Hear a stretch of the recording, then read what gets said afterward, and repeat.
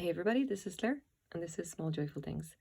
As always, I go to thrift stores or I go to estate sales, or sometimes I buy things from Craigslist, and I'm always looking for kind of interesting things or things that I think you would find interesting, or sometimes just things that appeal to me personally. And I bring them home, try and find out everything I can about them, and then tell you guys about them. So here's what I've got today.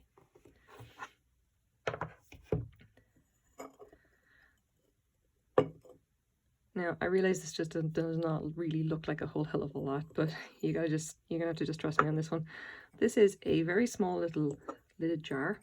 The lid is quite big. You see that it fits it's not great there really. It fits, but it's like the lip is quite large on it.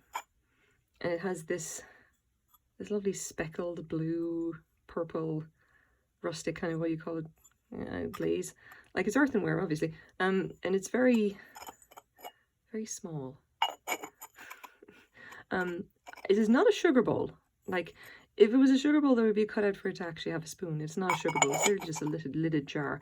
I suspect it would have been used for something like herbs, perhaps, you know. It does have a mark. We're going to get to that. And it's also got that horrible grease pencil thing from the thrift store, which is so hard to get rid of. By the way, I don't know if you've seen this, but I have a few pieces of porcelain. Essentially, there is this horrible black mark on the base, and I can't get rid of it. It's driving me crazy. If anyone actually knows how to get rid of this horrible black grease pencil stuff, please tell me. Just something that I can use that's not going to actually destroy the piece that I've got. That would be great. Anyway, let's measure this up first. It is just shy of 3. It's 3 1/4 inches across, and that's without the lid on it. It is a bit more than that. I'm kind of eyeballing here. It's maybe 3 3/3, like half an inch is literally just nothing but the overhang of the lid. And then it is about 2 3/4 inches high, including the top of this little finial, this little handle.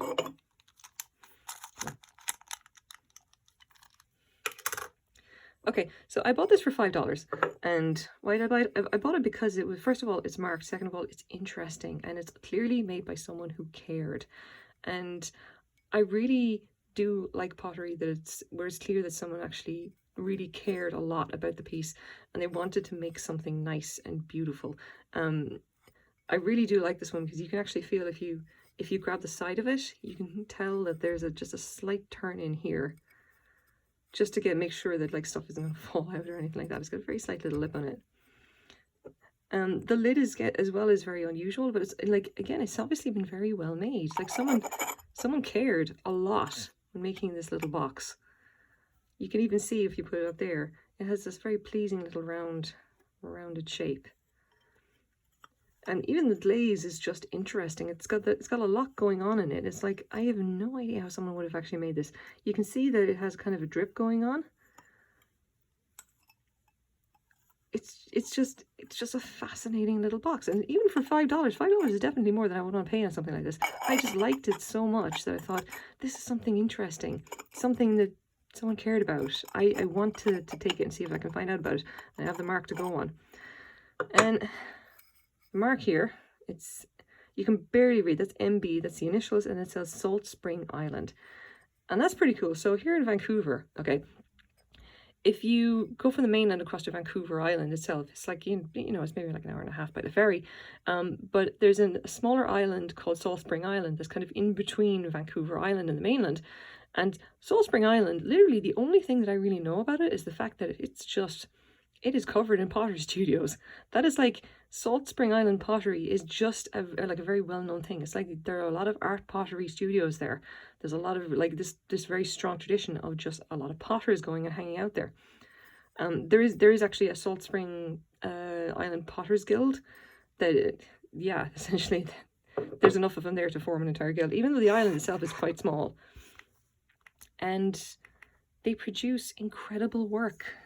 Like, this is just, I literally just did a quick Google search for Salt Spring Island pottery, and it's all art pottery of fantastic quality in all different styles. It's a lot of like experimental stuff. It's a lot of kind of you know, idea art. It's like, what can we do with pottery? What can we create with pottery? It is really lovely. Some of it is really fantastic. I get to see it quite a bit because like Vancouver itself has a really strong like ceramic art scene anyway. So I would see stuff like this down in Granville Island basically all the time. I'm getting spoiled, to be honest. But yeah, it's like this is the kind of stuff that would show up quite frequently in Vancouver thrift stores. And here is a piece that I've gotten, obviously from one of the potters, one of the better potters around the Vancouver area.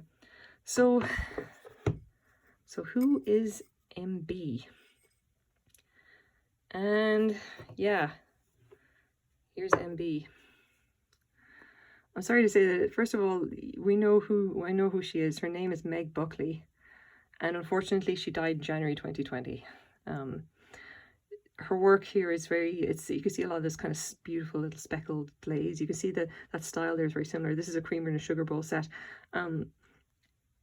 I'm going to actually put a link down to her obituary down in the description if you really want to know more about her. Here's the woman herself.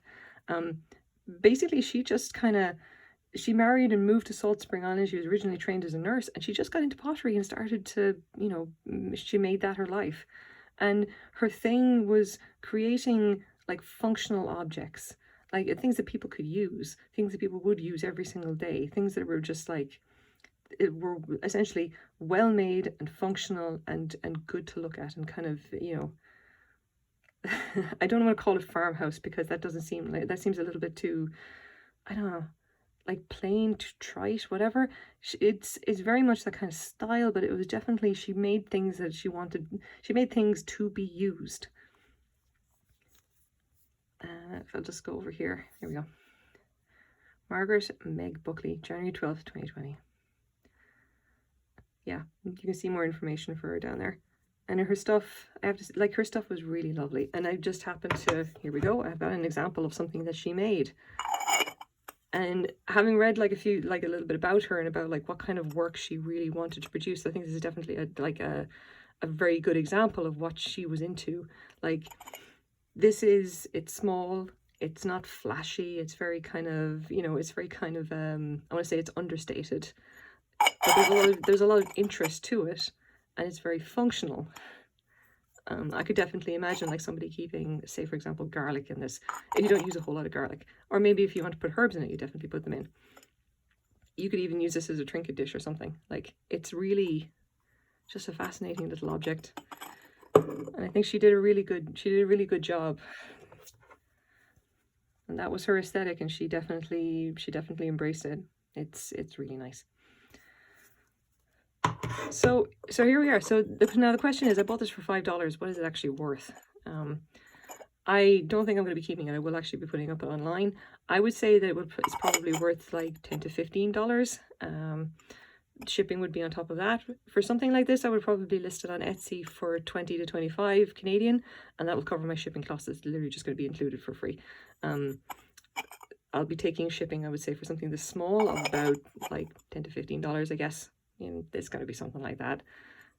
So yeah, I'll probably get my money back, but I won't get much back. But still, I'm sure that someone is going to take this and someone is going to really love it. So this is my small joyful thing for the day. Thank you very much for watching, guys. Bye bye.